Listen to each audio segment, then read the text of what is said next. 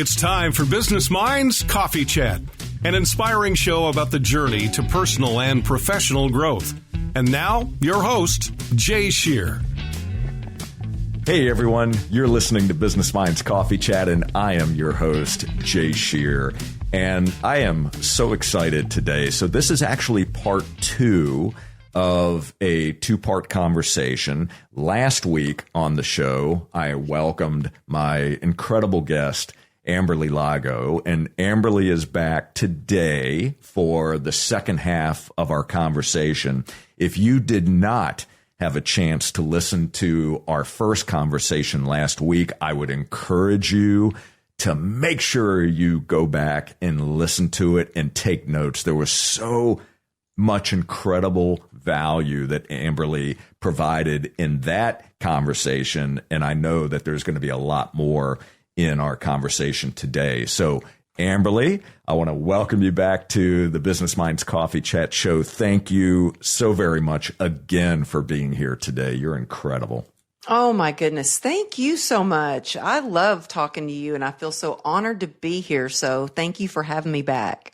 Absolutely. So just to refresh everyone's memory from last week, you had gone through the acronym SPARK, and you went through what each of the letters represent, gave some examples, and there's a couple things that I want to talk about today that we didn't necessarily get a chance to cover in our first conversation, and part of it is around forgiveness.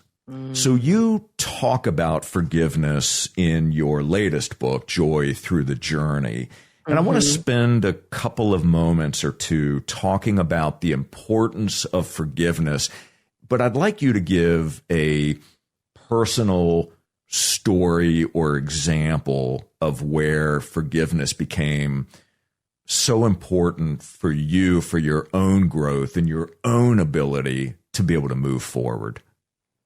Oh, yeah. I think forgiveness is powerful. I mean, it's not easy in a lot of cases. In fact, I just did a post today, and it was one of these posts where I was like, oh, I don't know. Should I press publish? Because I talk about the sexual abuse from my stepfather. And I did so much therapy, so much work on myself because I carried a lot of shame. I carried a lot of anger, a lot of fear with me. It wasn't my shame to carry. You know what I mean? But tell us what age you were when this was happening to you. My mom was divorced. I was 8 years old, and then she quickly remarried to my stepdad, who at first I was like, man, this is wonderful. He always brings us all these toys and these gifts. And as soon as they got married, everything changed, and the sexual abuse began pretty quickly. And I knew it wasn't right. I was scared. He was a big guy. I was a little girl. And when you trust an adult or an authority figure, and I said it wasn't right. And he said, no, this is the way fathers teach their daughters. This is right. And I lived in that fear, never felt safe for a long time. And I finally got the courage up to tell my dad. And I had told him, I said, Dad, you can't tell anyone, but this is what's going on. And it was really a cry for help. And my dad kept his promise. He didn't do anything. And so the abuse continued until one day my stepfather came in my room, and I kicked him and hit him. And I remember pulling his hair and doing everything I could to fight him off. And the look on his face, he was so surprised. And you know what? He never laid a hand on me after that one night. Wow. Now, the psychological abuse continued, and I never felt safe. And I remember being at the kitchen table one day, and my mom was doing the dishes, and her back was to my dad, and I was sitting across the table, and he looked at me and he mouthed, "You wait till your mother leaves." And so there was always this fear. And so I stuffed all that down for a long time, and I coped in ways that I became an overachiever. I did things that make me feel better. I became a straight A student, and I knew I was leaving as soon as I graduated, and I was going to go after my dreams. And I really feel that pain pushes you until your purpose pulls you. And I knew there was no turning back. And so I did move to LA and made a life for myself. But underneath it all, this driving force of pain, and there was no forgiveness. It wasn't until I went to a psychiatrist, I went to a shrink because I was having an issue with a boyfriend. Imagine that, me having my picker for picking guys was totally broken, and I kept picking the same kind of guy. And she said, "Have you been sexually abused?" And I was like, "Oh, yeah, but I've dealt with that." She goes, "No, you have not dealt with that." And from that moment on, I read books, we dove into it in therapy, and I really started to forgive so I could move on and let go of the shame and let go of the anger. And it was a long process. But I think, Jay, one of the things that really helped me with forgiveness was in recovery. Man, I'm telling you, a 12-step program is not just been a gift for me getting sober. I think everybody, if you don't know what a 12-step program is, it is a design for living, really. And there is a part where you write down, your defects and all the things that you've done wrong, and taking a good hard look at yourself and your part in every situation. But you also have a chance to look at how others have harmed you or wronged you. And it's a place to really let go and let God. And I remember being so upset about my stepfather, who actually was confronted with it. My mom found out, and so many people found out because my ex-husband told. And, he never denied it. Never. I thought for all these years he would deny it. He never denied it. But my ex-husband, that's a whole other story. But when I was going through the 12 steps with my sponsor, she said, "You need to pray for him." And I was like, "Pray for him?" Because I had a lot of resentment, and resentment is not good when you're an alcoholic.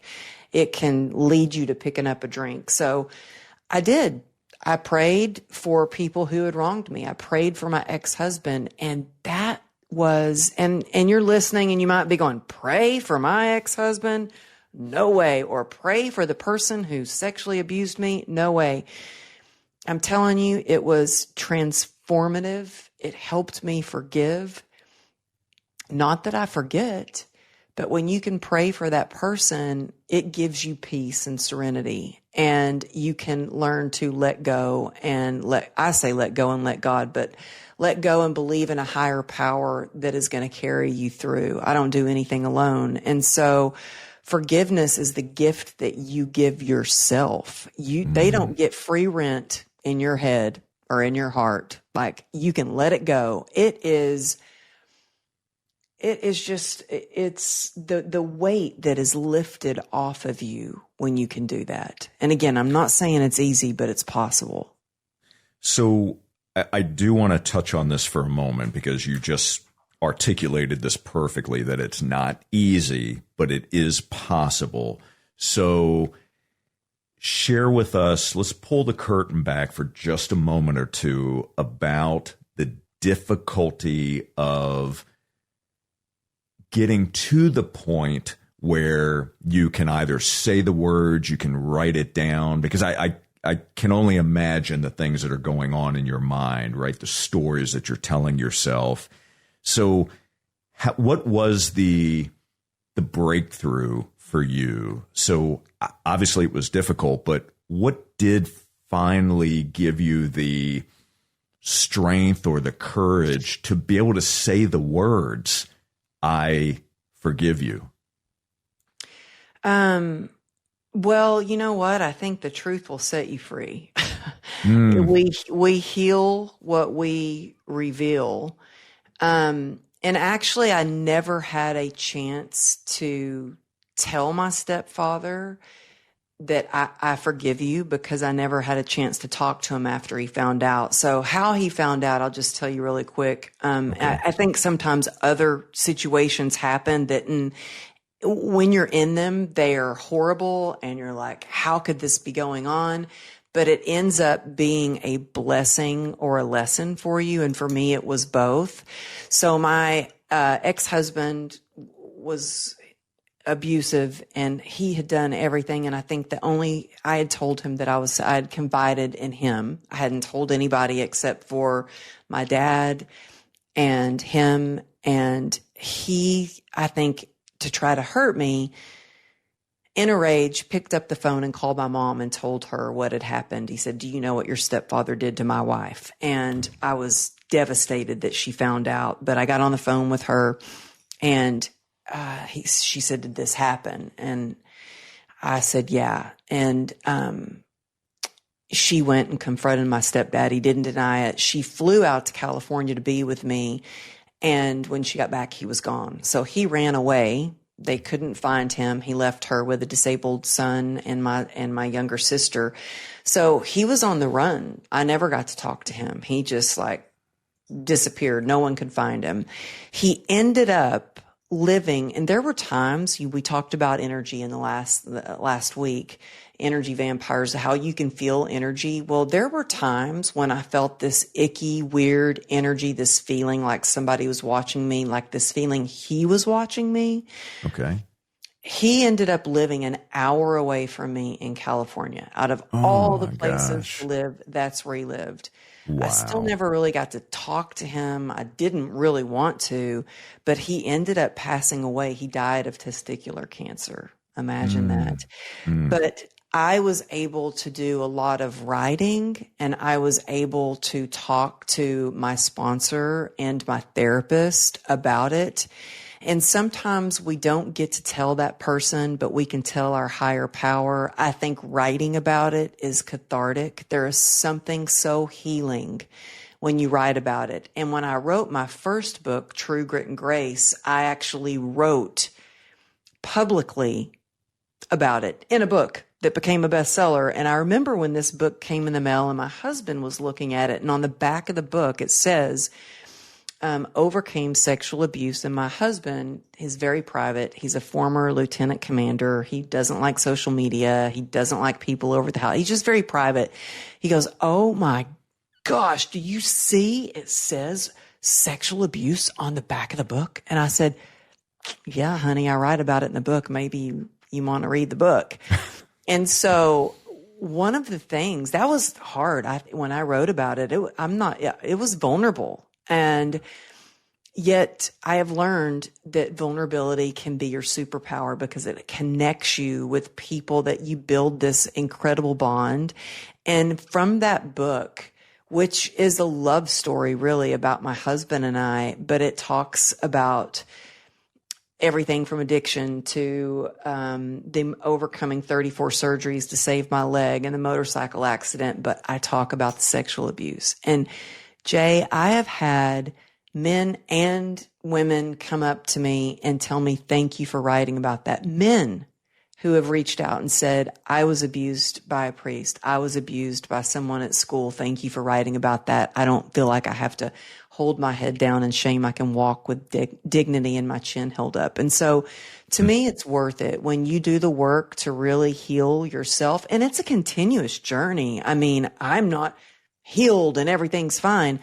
I still get triggered. There are times when I get triggered and at first it would make me mad. It would take me out. I would be in tears. But now I can recognize it and I know that there are tools to move through it. But at first it helps to talk with someone that you feel safe with. I so appreciate you sharing this with all of us. And it's amazing to me to watch your journey and to be able to see the growth that you experience, and that when you are vulnerable, when you are sharing information that is very difficult to talk about, that it opens the conversation and it creates a safe space for others to be able to say, I've experienced that as well. And thank you. Thank you for sharing that. And you become an ear and a heart for others to be able to have those kinds of difficult conversations as well. So you truly are amazing. So Amberly, we're going to push pause on our conversation. We are going to take a brief break to thank our amazing sponsors. My friends, you are listening to Business Minds Coffee Chat. Don't you go anywhere. We will be right back.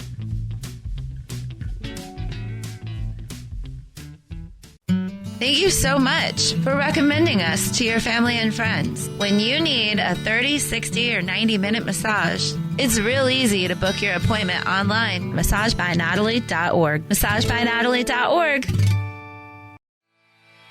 Hey, it's Jay with Thomas Media Solutions. Join us every Monday night from 6 to 8 at Tortugas in Flagler Beach for the best live entertainment around. We do several rounds of general knowledge trivia. That means it's trivia for everyone. It just doesn't get any better than this. If you're looking for the best food, the best drinks, the best people, and the best entertainment around, Tortugas is the place to be.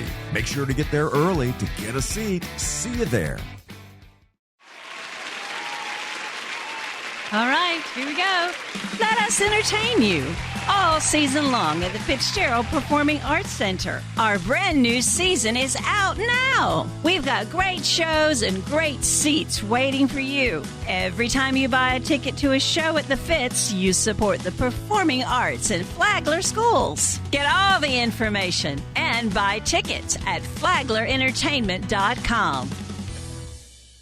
This is Jay Shear. Are you a business owner or entrepreneur trying to figure out how to improve and achieve greater results? If so, I'm speaking to you. I provide the tools, coaching, and accountability you need to gain clarity around your personal and professional goals, remove the excuses holding you back, build the mindset, leadership skills, and proven strategies to grow your business and become the best version of yourself. To learn more or to apply for my coaching services, call 904-236-0431 or visit jshearbusinessconsulting.com.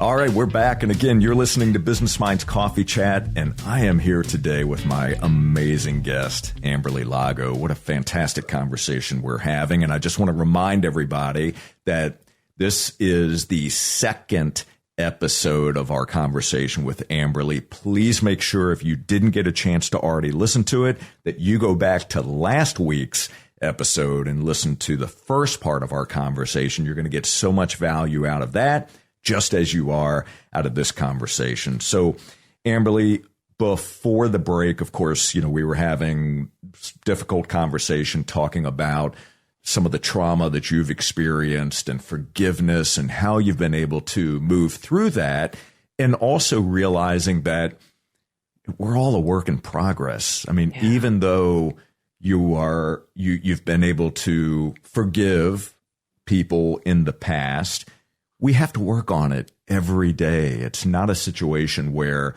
once we reach that place that it's one and done. So that'd be nice, wouldn't it? Wouldn't it be nice? It would be. But, I have found, and I'd love to hear your feedback on this, I found that the more work I do on me, right, the more layers of the onion I peel back, the more I discover. So I learn tools and strategies to be able to help my own growth and overcome challenges, which helps make me stronger, more confident, more agile.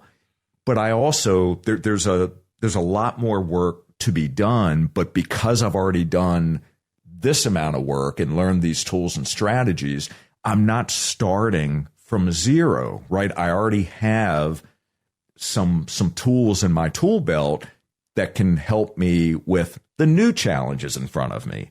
So speak to that a little bit, if you will. So the growth that you've experienced, all the challenges that you've been through, the surgeries, the accident, the sexual abuse, the alcoholism, the addiction, all of it, you are a different version of the person who you were when you went through all of that stuff.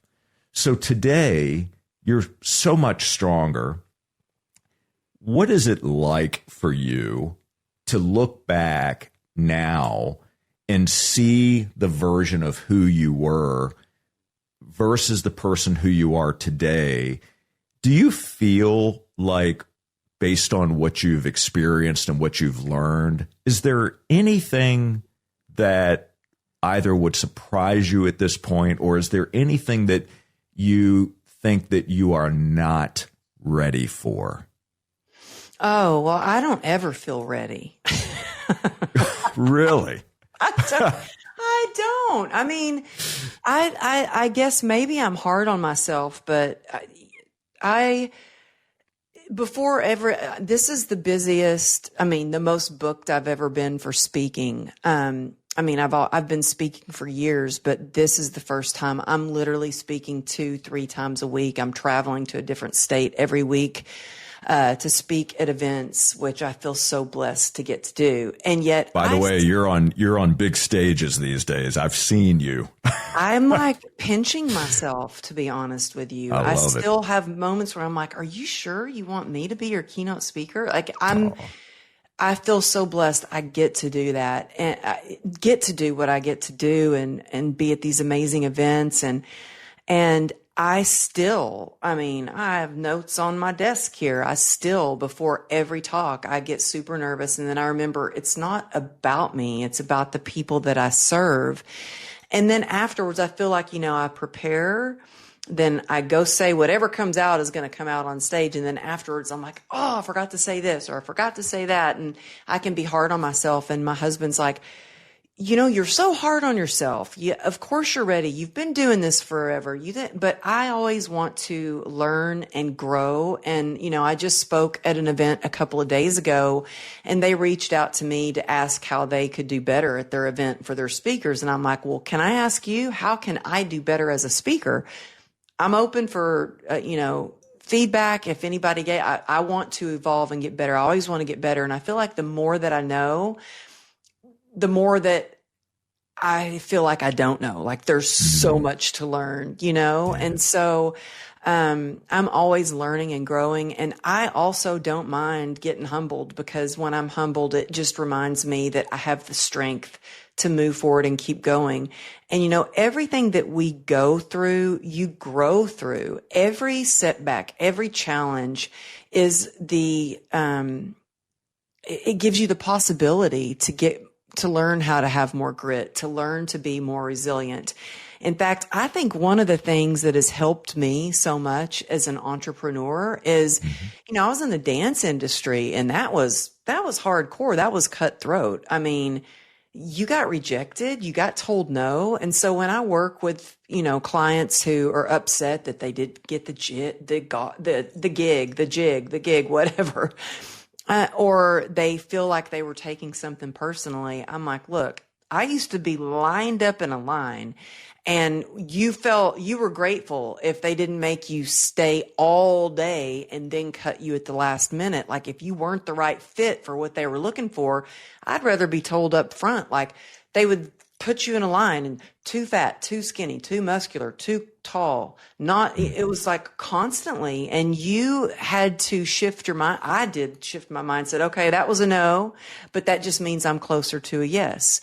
If that was, you were told that it wasn't going to work out, that was like, okay, how can I improve and get better for the next gig?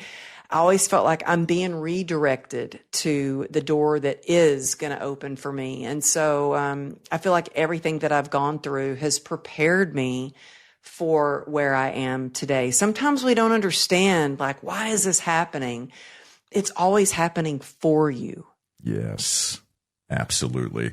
That is so good. Now, I want to remind everybody that what you just heard Amberly say, that is a mindset shift, and it's a way of reframing language that we use, right? A story that we tell ourselves. And it's also important to acknowledge the hard work, Amberly, that you've put in to be able to build that type of mindset, because quite frankly, at least for me and for many others that I'm surrounded by, it doesn't happen overnight, right? See, it does require work, but you're capable of also building a mindset like that, right? That's going to be yours, but it will enable you to be able to see what's happening, to see the things that life presents to you, whatever it happens to be, and that you can frame it in a way that it's there to help you grow. It's there to,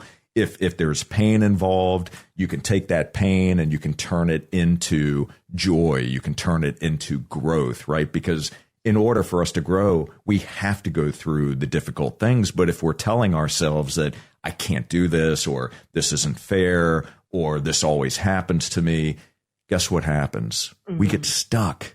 We get stuck. So we can work on building that mindset. Amberly, what is something that you think that people often get wrong about you? Oh, goodness. I don't think people realize. I just had a comment the other day. I'm hardly on YouTube. I need to be on YouTube more. But there was something, it alerted my phone, and there was a comment, and I was talking about when I was back in the hospital, and I told the doctors I knew as soon as I could move that it would move my mood and I would feel better mentally, because they kept trying to put me on antidepressants. They're like, your life is screwed, basically. And every doctor was like, you're going to need to be on antidepressants. And nothing against antidepressants, but they just didn't work for me. They made me so sick. And so I did this YouTube Shorts video, and I'm talking about, like, I asked the doctors for a pull-up bar on the hospital bed and my friend for some dumbbells. And it moved my mood. And this guy came out and said, well, it's because of people like you that doctors don't believe that we're actually in pain. You know, shame on you. And I was like, oh, wow, dude, you have no idea that I'm in pain right now, that I just had another spinal cord stimulator, that I have been through ketamine infusions. I was on 73 homeopathic pills and 11 prescription medication. My husband sees me, you know, I'm on stage and I'm dancing and I'm pouring into communities, and I feel no pain when I'm on stage. It's the only time I feel no pain.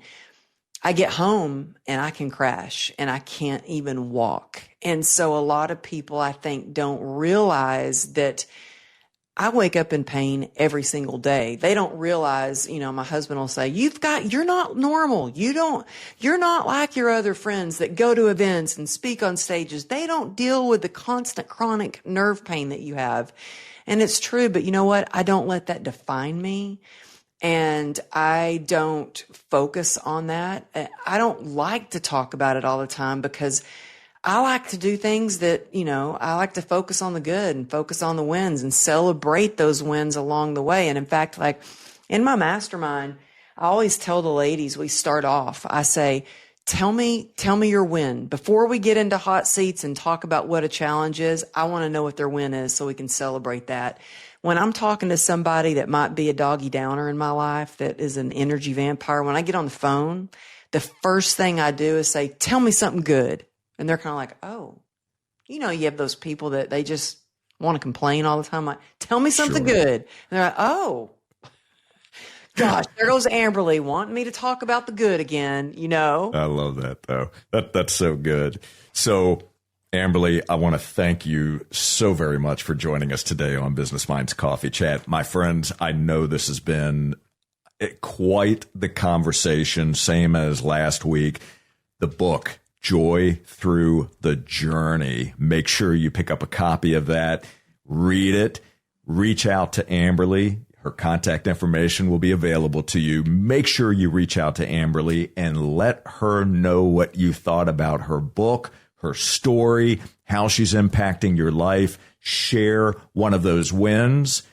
She's accessible. She's amazing. She's a phenomenal speaker. And Amberly, you're just a gift. I mean, all I can tell you is how grateful I am that you are part of my life and that our paths crossed. And thank you for being here today. Oh, I'm so grateful for you, Jay. You are a friend. You're not getting rid of me. And yeah, please reach out to me. DM me on Instagram. I check all those messages. If you want to share, it stays with me. I don't go around posting or telling anybody about it, not even my husband. But just know you don't have to do it alone. And please reach out to me. Thank Absolutely. you, Jay. You're amazing. Yes, ma'am. As are you. And my friends, I want to thank you so very much for joining us today on Business Minds Coffee Chat. We'll be back next Saturday morning at 8:30. And until then, keep learning, keep growing, and keep doing the work to reach your potential. Take care, everybody.